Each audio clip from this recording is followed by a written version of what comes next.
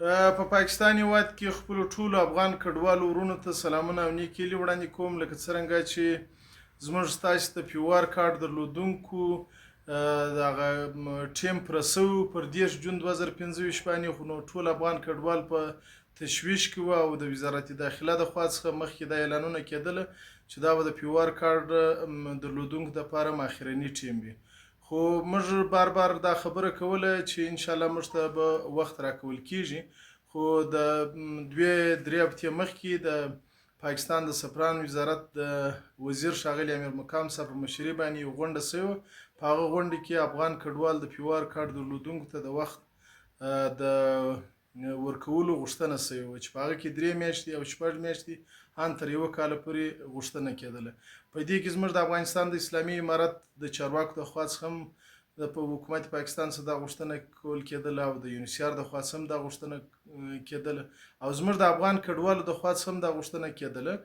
چې موږ افغان کډوالو ته باید وخت راکړل شي او یو میکانیزم جوړ شي چې زموږ د افغان کډوالو ټول مشکلات بررسي شي او دلته چې کوم د افغان کډوالو جایدادونه پراپرټیانې د دوی زمینداري او د دوی د ستړی ژوند او دلته بیا د یونیسیار د خوا څخه د چکین مراد پر بندول دا باید په نظر کې ونیول شي او بیا پریکړه وشي. نو په دا اوس کې بیا د پولیسو د خوا څخه د افغان کډوالو د زیریدو خبرونه راتله، زیاتره افغان کډوال نیول کېدله چې ستاسې د کاډو ټیم پوره دی. نو نن خوشبختانه د پاکستان د سفران د وزارت د خوا څخه او دارنګه د پاکستان د وفاقي حکومت د خوا څخه دا اوس لیټر جاري شو،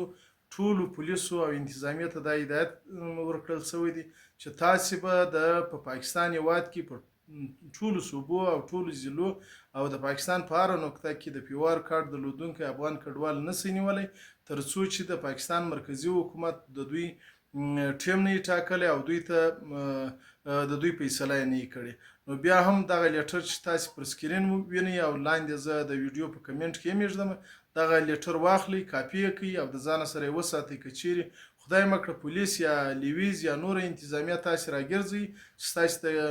کارت ټیم پوره دی، تاسې دغه لیټر ورښولی شئ. نو بیا هم موږ د حکومت پاکستان خاص کر د سفران د وزارت